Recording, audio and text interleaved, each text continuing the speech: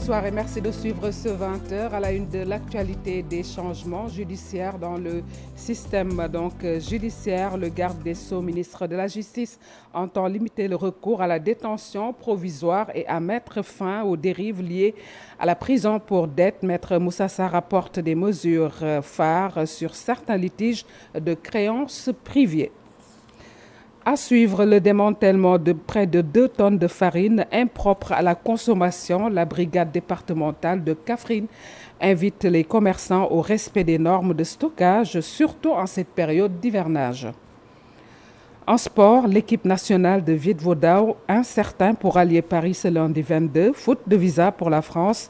Le comité de gestion rassure sur le retour et sollicite l'intervention du chef de l'État, Bassirou Diomaye Faye, auprès de l'ambassade de France à Dakar. Voilà pour les titres, le développement, c'est dans un instant.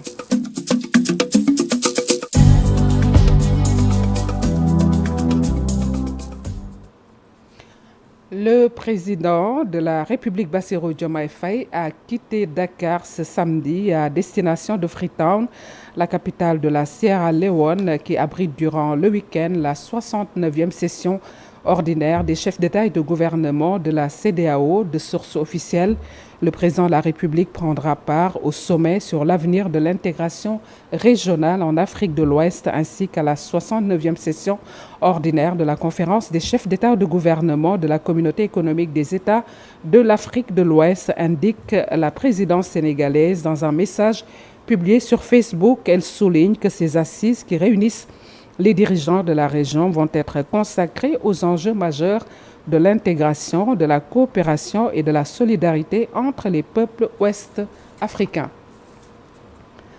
Après Dakar, cap sur Banjul en campagne pour le poste de secrétaire général des Nations Unies. L'ancien président Macky Sall a été reçu ce samedi par son homologue gambien Adama Barrow. Une visite de courtoisie mise à profit pour solliciter le soutien de la Gambie à sa candidature et plaider pour une Afrique plus unie face au défi du multilatéralisme. Voici le président Macky Sall.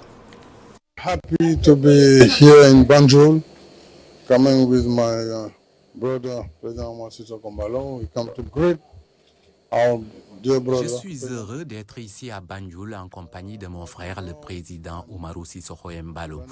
Nous sommes venus saluer notre cher frère, le président Adama Barrow. Comme vous le savez, je suis candidat au poste de secrétaire général des Nations Unies.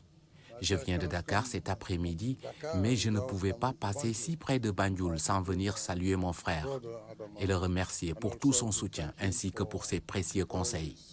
Comme vous le savez, le monde traverse une période très difficile où le multilatéralisme est de plus en plus mis en rude épreuve. En tant qu'Africains, nous devons donc travailler ensemble, main dans la main, et contribuer à renforcer les Nations Unies.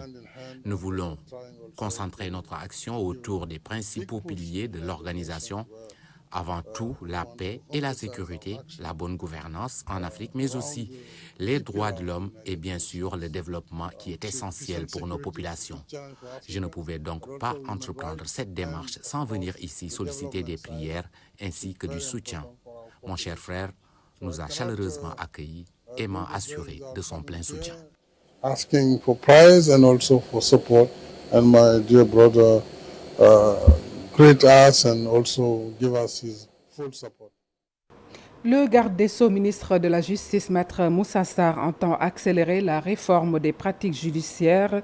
Il fixe de nouvelles orientations destinées à limiter le recours à la détention provisoire et à mettre fin aux dérives liées à la prison pour dette. Selon lui, cette situation contribue à maintenir une forte surpopulation dans les établissements pénitentiaires avec des conséquences sur les conditions de détention, la gestion carcérale et les dépenses publiques. Maître Moussa Sarr demande ainsi au procureur de rationaliser le recours au mandat de dépôt afin d'éviter les incarcérations jugées non indispensables. La circulaire s'attaque aussi à une pratique dénoncée depuis plusieurs années, l'utilisation des services de police et de gendarmerie pour recouvrement de créances privées. Le ministre estime que les litiges de nature civile ou commerciale ne doivent plus donner lieu à des mesures de contrainte pénale destinées à forcer un paiement. 20 millions de dollars d'investissement, soit près de 11 milliards 500 millions de francs CFA. C'est pour renforcer la souveraineté alimentaire du Sénégal. Le pays mise sur la construction d'un entrepôt frigorifique de nouvelle génération d'une capacité de 10 000 positions palettes en froid positif et négatif, une infrastructure stratégique qui permettra de mieux maîtriser la chaîne du froid, de réduire les pertes post-récolte et de renforcer la compétitivité des produits sénégalais sur les marchés nationaux et internationaux. Nous allons suivre les propos de Ndeye Yassine Nieng, elle est directrice de cabinet du ministre de l'Industrie et du Commerce. Elle est au micro de Chérif Dia. Le projet IFRIA porte sur la réalisation d'un entrepôt frigorifique de nouvelle génération d'une capacité de 10 000 positions palettes en froid positif et négatif pour un investissement global estimé à 20 millions de dollars USD, soit 11,5 millions de francs CFA. Au-delà de ces chiffres, ce projet répond à un enjeu majeur, la maîtrise de la chaîne de froid. La chaîne de froid constitue aujourd'hui un maillon essentiel de la qualité des produits, de la souveraineté alimentaire, mais aussi de la compétitivité de nos chaînes de valeur. Elle permet de réduire, comme je l'ai dit, les pertes post-récolte, d'améliorer la conservation, de renforcer la traçabilité et d'ouvrir davantage de perspectives pour la mise en marché des produits, aussi bien sur le marché national qu'international. Le nouveau directeur général de l'ADPME, l'agence de développement des petites et moyennes entreprises, annonce vouloir créer de nouveaux champions pour booster la production de qualité. Ismaïla Kébé, fraîchement installé, a remercié le chef de l'État pour la confiance placée en lui. Voici donc le successeur de l'actuel ministre du Tourisme, Alpha Thiam, lors de la cérémonie de passation de service. Les PME constituent le cœur battant de notre économie. Un levier essentiel pour la création d'emplois, l'innovation et la croissance inclusive. Cependant, dans un contexte économique assez difficile, il convient de reconnaître avec lucidité qu'elles font face au quotidien à de nombreux défis, notamment les difficultés d'accès au financement, la faible structuration et formalisation, les contraintes liées à l'accès au marché, l'insuffisance de capacités techniques et managériales, la faible adoption des technologies et de l'innovation, ainsi que leur intégration encore limitée dans les chaînes de valeur. Face à ces défis, je tiens à vous rassurer que l'ADPME sera pleinement aux côtés des PME et PMI. Elle se positionnera comme un partenaire stratégique de proximité, à l'écoute de leurs besoins et engagée à leur apporter des réponses concrètes, adaptées et durables.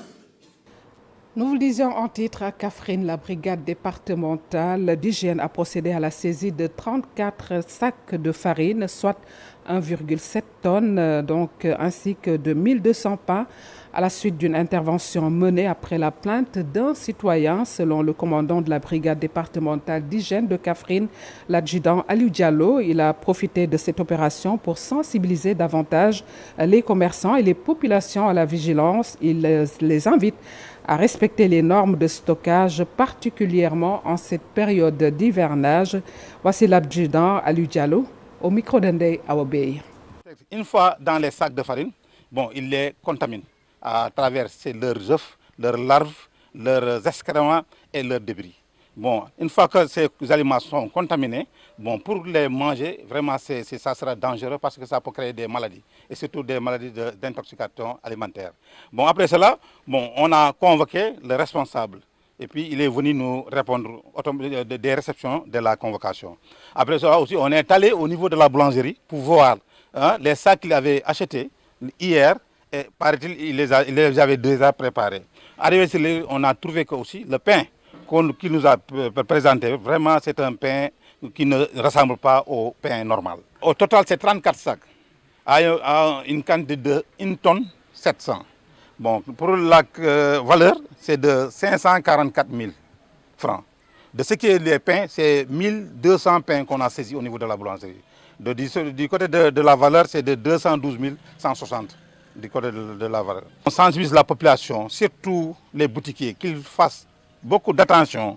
Hein? Parce qu'en cette période d'hivernage, vous avez vu, il y a beaucoup de canicules, il y a la chaleur.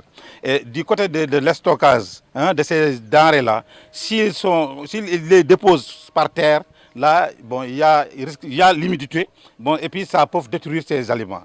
Les travailleurs de l'Institut national de pédologie noirs de colère depuis un certain temps.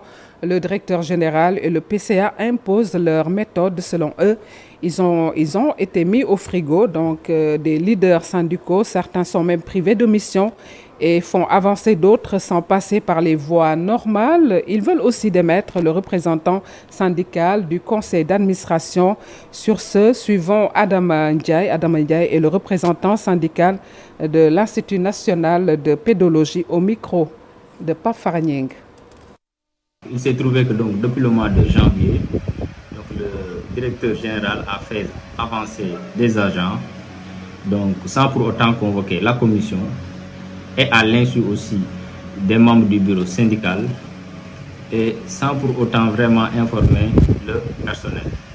Ce qui constitue une forfaiture donc, par rapport à la violation de la réglementation. Par rapport à cet avancement qui est très opaque. Donc à cela s'ajoute aussi le refus catégorique donc, du directeur général lui-même d'harmoniser l'application des indemnités de logement donc, que nous a vraiment octroyé son Excellence Monsieur le Président de la République, Monsieur Bassirou Diomaye Diakhar Faye. Et ceci sans aucun argument vraiment juridique valable. Ce qui constitue vraiment une seconde violation donc, de la législation en vigueur. Mais aussi la discrimination qui est en train de vivre les membres du bureau syndical. Donc, il faut reconnaître qu'être membre du bureau syndical à l'Institut national de pédologie rime avec mépris. Et puis, il y a certains en fait, membres du bureau à qui vraiment le travail leur est refusé. Ce qui est anormal, puisque vraiment ceci est banni par le Code du travail, qui constitue encore une fois de plus une nouvelle forfaiture du directeur général. Donc à cela s'ajoute aussi la forfaiture du président du conseil d'administration qui depuis le mois d'octobre passé veulent inverser vraiment le représentant légitime du personnel au sein du conseil d'administration. À cela, ils ont voulu organiser des élections à travers une note de service et le personnel dans son intégralité a refusé. Autre colère dans ce journal, celle des artisans de Guédiawaye. Les responsables de l'union départementale des artisans de la localité exigent un site dans la bande des Filao de la localité qui a été déclassifié. Ils disent non à un détournement d'objectifs du site. Les artisans ont tenu une conférence de presse hier, vendredi, et interpelle le président de la République, Bassirou Diomaye Faye. Voici Moussa Ndiaye, le président de l'Union départementale des artisans de Guédiawaye, interrogé par Abdoulaye Patéane.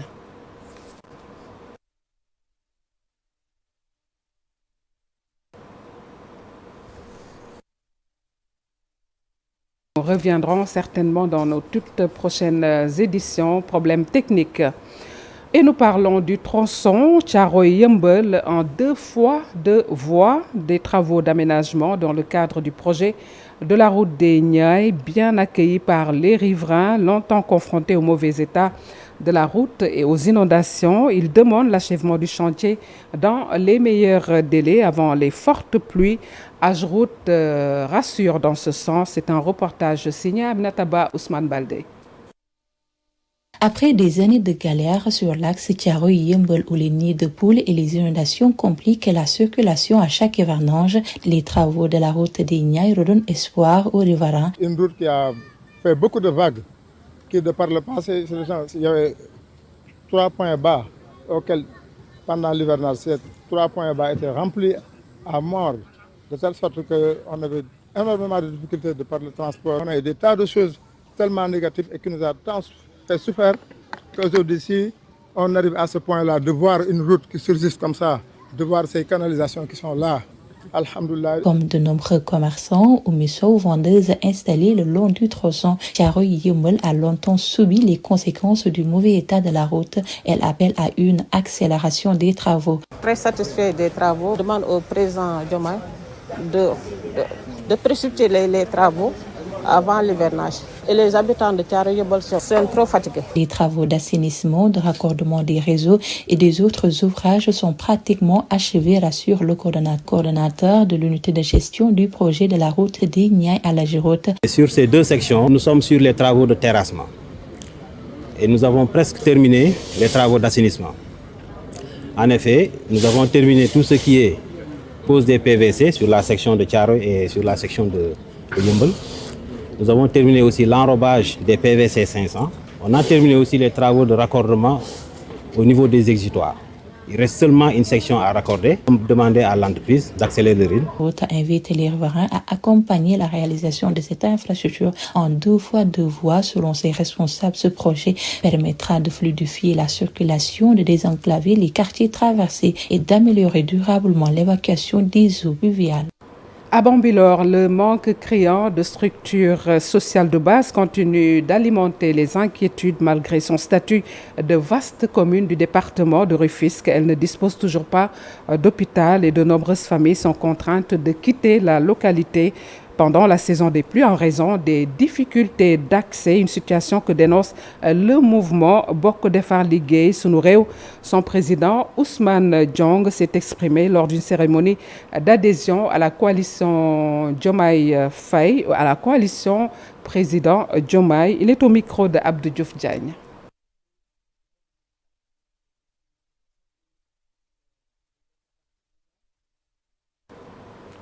Et nous parlons d'autre chose avec ce ouf de soulagement des populations de Bambey et de Baba Garage. La route qui relie ces deux localités, longtemps demandée, est enfin réalisée. Le carrefour citoyen se félicite de la qualité des travaux, mais exige l'achèvement de l'axe Méré. Babacar Ndong, Nyongo Ndiaye et Mam Diarra Ndiaye nous en disent un peu plus.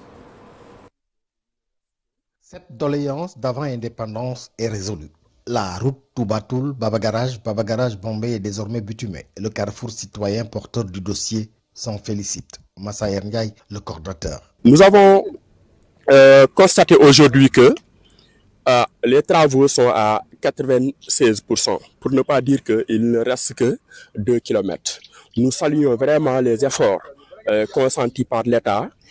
La réalisation de cette route va réduire les difficultés des populations riveraines. Économique que cette route-là peut apporter à l'État du Sénégal devrait vraiment pousser ces autorités compétentes-là à penser à la réalisation et à l'achèvement de cette route-là. C'est pour cela qu'on dit souvent que notre patience est à bout, parce que depuis 2 ans, les populations peinent même à faire le déplacement sur cet axe-là. Le carrefour citoyen, bien que satisfait de la qualité des travaux, déplore cependant l'arrêt de ceux-ci sur l'axe Baba Garage. Mais notre satisfaction n'est pas totale. Quand je dis ça, c'est qu'il y a la route Baba Garage Méré qui était lancée en premier, dont les sentiers étaient lancés en premier, mais jusqu'à présent, près de 2 ans, et cet axe-là reste inachevé. Au regard du flux automobile qui commence déjà sur cet axe, l'État gagnerait à presser le pas pour terminer les travaux de construction de cette route qui relie le Sénégal à 2 de ses pays limitrophes, la Gambie. De retour au Sénégal, la campagne humanitaire et spirituelle dénommée Message de vie a rayonné de Mbour à Dakar en passant par Thiès à travers des soins médicaux gratuits, des distributions de matériel et des temps de prière. Cette caravane de la solidarité s'est mobilisée en masse pour soutenir les familles les plus vulnérables. Nous allons suivre les propos de apôtre Mohamed Sanogo et de Michel Mendy, directeur de l'hôpital Barthélemy, au micro de Al-Hassan Ba. La maladie, les problèmes sociaux sont de grands problèmes dans toutes nos nations. Plusieurs n'ont pas accès à des soins de qualité à cause de la pauvreté. On n'a pas directement été sollicité. Alors, je dis le mot directement parce que déjà, avant de nous déplacer vers un pays ou bien vers une région, on commence à envoyer déjà des délégations pour rencontrer le monde médical donc depuis le ministère de la Santé. Et donc à partir de là, on sera orienté vers les centres hospitaliers à soutenir. Tout le matériel qui est utilisé ici a été acheté au Sénégal. Ce n'est pas un matériel qui a été importé, voilà, parce que généralement, ce sont des matériaux qui sont disponibles, mais il n'est pas aussi évident pour les hôpitaux de les acquérir. Donc par rapport aux besoins, par rapport à Alpes-de-Mbourg, nous avons fourni deux couveuses. Pour l'hôpital de Bartimée, vous avez des lits, des fauteuils, différents matériaux qui servent en chirurgie. Nous savons aujourd'hui que la médecine est très développée. Et sans équipement, vous ne pouvez pas du tout véritablement avoir assuré une prise en charge, une bonne prise en charge. Donc ce matériel vient à son heure. Et nous savons aussi les finances au niveau des hôpitaux, c'est extrêmement difficile. Les hôpitaux sont souvent très déficitaires. Donc recevoir ce genre de dons, ça permet à l'hôpital véritablement de fonctionner dans des conditions optimales qui permettent une bonne prise en charge. Cap à présent sur Mbaxana, c'est dans le département de Saint-Louis où d'anciens élèves et enseignants de l'école ont célébré les meilleurs élèves. Ils ont profité de cette rencontre pour inviter les jeunes à rester dans les écoles des zones rurales où le taux de déperdition est parfois très élevé, contrairement au taux de réussite qui est dans beaucoup d'écoles de 100%. Pour donc Ousseynou Diop et Habib Seck, reportage. Le village de Mbaxana a récompensé ses meilleurs élèves après les bons résultats obtenus au CFE. Le parrain de l'édition, l'ancien enseignant de l'établissement, a salué ses performances. Il a aussi invité les jeunes à continuer les études et à bannir la mendicité. Les enfants aillent à l'école. Il faut que les enfants restent durablement à l'école. Il faut qu'ils fassent de longues études. Il faut qu'ils fassent de la formation. Parce qu'aujourd'hui, l'État a ouvert beaucoup de champs. Et c'est des opportunités quand même qui sont là pour les populations et pour les enfants. Mbaxana est un village du département de Saint-Louis. Le taux de réussite au CFE est de 100%. Les autorités locales renforcent le budget de l'éducation pour mieux accompagner les jeunes apprenants. Le budget à 14 millions, on l'a poussé jusqu'à 30 millions. Ce qui montre que l'éducation est la base du développement et la base de la réussite. Toute la satisfaction que nous avons de le recevoir aujourd'hui à Mbaxana et de célébrer donc tout le travail qu'il a eu à mener au sein de cet état. L'amicale des anciens élèves de Mbaxana a honoré l'ancien instituteur de l'école. Il a contribué au rayonnement de l'établissement. On l'a fait aussi, c'était pour relancer aussi. On a prévu de construire ici une salle dans l'école élémentaire de Mbaxana. Nous, les anciens élèves, une salle informatique qu'on veut équiper en ordinateur pour en quelque sorte former nos petits-enfants. Mbaxana est aujourd'hui un exemple dans le système éducatif de la région de Saint-Louis. Depuis des années, les classes de CM2 affichent des taux de réussite de 100%. Autre rayonnement, cette fois-ci dans le cadre diplomatique, l'Égypte et le Sénégal, deux États liés par la quête perpétuelle du savoir. L'ambassade d'Égypte a octroyé des bourses à des étudiants sénégalais. L'université Al-Azhar en a fait de même pour 32 étudiants égyptiens. Une rencontre s'est tenue entre des universitaires sénégalais et l'ambassade d'Égypte. Compte rendu Aminata Mbaresso, Tierno Laurent Mendy. Rendez-vous d'échange et de réflexion entre des universitaires sénégalais et l'ambassadeur d'Égypte au Sénégal. Un tour de table pour revisiter les relations entre ces deux États. Les relations égypto-sénégalaises, fondement historique et perspective stratégique. Il est vrai que ce sont des relations qui sont millénaires, mais souvent on s'arrête sur les relations récentes après les indépendances. Nous nous sommes réunis comme anciens diplômés d'Égypte, soit de Al-Azhar ou bien d'autres universités égyptiennes, pour montrer que la communauté scientifique, une communauté scientifique importante, est passée par l'Égypte pour consolider ces relations-là millénaires entre les deux pays. L'Égypte, à travers l'université Al-Azhar, a largement contribué à la formation d'étudiants sénégalais. Al-Azhar vraiment forme beaucoup de Sénégalais. J'ai sorti un livre qui parle des potentialités des diplômés d'Al-Azhar. Ce sont des milliers qu'Al-Azhar a formés. Donc c'était la deuxième université du Sénégal, en dehors du Sénégal. C'était la deuxième après l'UCAD. Maintenant, on a d'autres universités. Mais c'est Al-Azhar comme une seule université qui accueille plus d'étudiants. Cette année, en exemple, le ministère égyptien de l'enseignement supérieur a octroyé 17 bourses à des étudiants sénégalais, sans compter 32 autres émanants de l'université d'Al-Azhar. Vous avez vu, aujourd'hui, on a remis 9 bourses. Il y a une quarantaine qui vont être remis prochainement aussi. Donc il y a une très grande coopération entre nous et le Sénégal, surtout avec Al-Azhar. Et aussi, il y a des bourses de l'enseignement supérieur et des bourses de l'Université Senghor aussi. De l'éducation islamique en passant par les sciences sociales, l'Égypte et le Sénégal aujourd'hui partagent cette quête du savoir.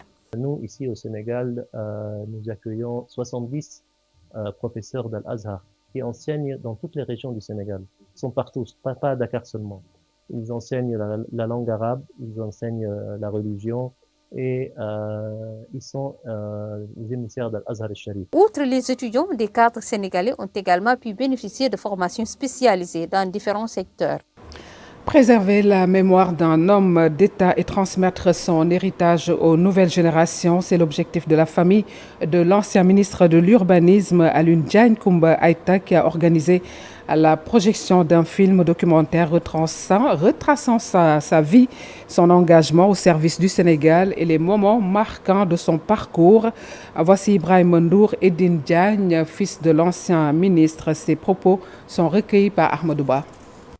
Le sens de cette journée était de partager avec ses amis, avec sa famille, avec ses différentes relations, qu'elles soient religieuses, professionnelles, son histoire. C'est une personne que nous ne connaissions pas.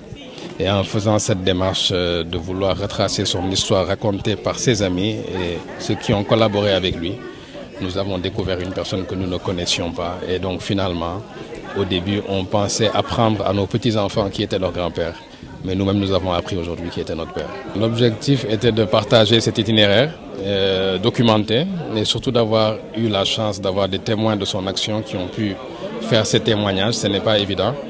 Et donc, l'objectif est vraiment atteint. Et la finalité, au début, était très personnelle, très familiale pour les petits-enfants. Mais on se rend compte que c'est un homme qui a servi son pays et qui peut servir d'exemple à toutes les générations, car il a transcendé en fait toutes les structures de la vie sociale, économique et politique du pays, sans jamais être un témoin dont on entend parler. Et voilà un peu ce genre peut-être d'attitude que nos jeunes pourraient avoir en exemple. Nous terminons ce journal par cette actualité sportive. L'équipe nationale du Sénégal de Viet Vo Dao espère toujours rallier Paris lundi 22 pour des besoins du mondial de la discipline à partir du 22 juillet donc prochain. Le comité national de gestion donne l'assurance du retour de toute la délégation à Dakar. Il est même prêt à signer un document dans ce sens si l'ambassade de France l'exige en leur octroyant des visas ce lundi. L'appui du chef de l'État est aussi réclamé pour aider les jeunes qui se sont préparés depuis plusieurs mois. C'est un reportage signé Cheikh Sadibou Diarra et Ahmadou Ba. L'équipe nationale du Sénégal de Vovinam Viet Vo Dao garde toujours espoir de participer à la Coupe du Monde à partir du 22 juillet à Paris. Les dirigeants assurent même le retour de toute la délégation en cas d'octroi de visa. Je demande au consul de nous accepter ce recours et de nous donner donc les visas, de nous délivrer les visas dès le lundi matin et nous permettre donc de rallier Paris le soir du lundi.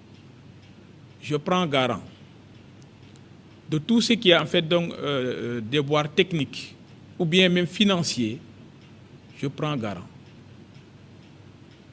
Tous ces athlètes, toute la délégation, je prends garant et je vous fournirai donc les éléments nécessaires pour vous montrer qu'il est possible de nous faire confiance. Je reviendrai avec tout le monde, tous les athlètes, et je vous suggère même de nous donner un document de confirmation à notre tour le 31 juillet 2026.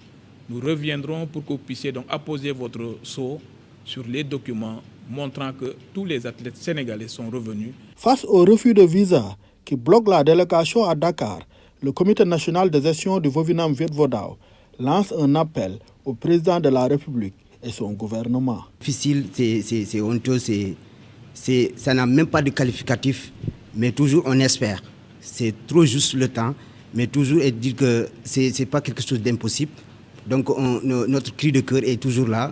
C'est pas quelque chose d'impossible. Réglez-nous ce problème et un voyage. Le président ne devrait même pas intervenir donc en ce sens-là. Des ministres vaillants, dégourdis, aguerris, règlent ce problème-là en 2 minutes. 2 minutes. Et je les invite, lundi, qu'ils appellent leurs homologues, qu'ils délivrent les visas donc des athlètes et que nous permettent donc d'aller rallier donc Paris le soir même du lundi. L'équipe nationale du Sénégal de Vovinam Viet-Vo Dao est dans l'expectative à 4 jours du début du mondial à Paris. Les Lions doivent y défendre 22 médailles récoltées lors de la dernière édition. Voilà qui met fin à cette présente édition réalisée par Cheikh Sadibou Diarra, Pape Samba Thiam, Daouda Gueye, Lansana Djigali et Idrissa Touré. Merci de nous avoir suivis. Excellente suite des programmes sur la télévision Leader. Au revoir.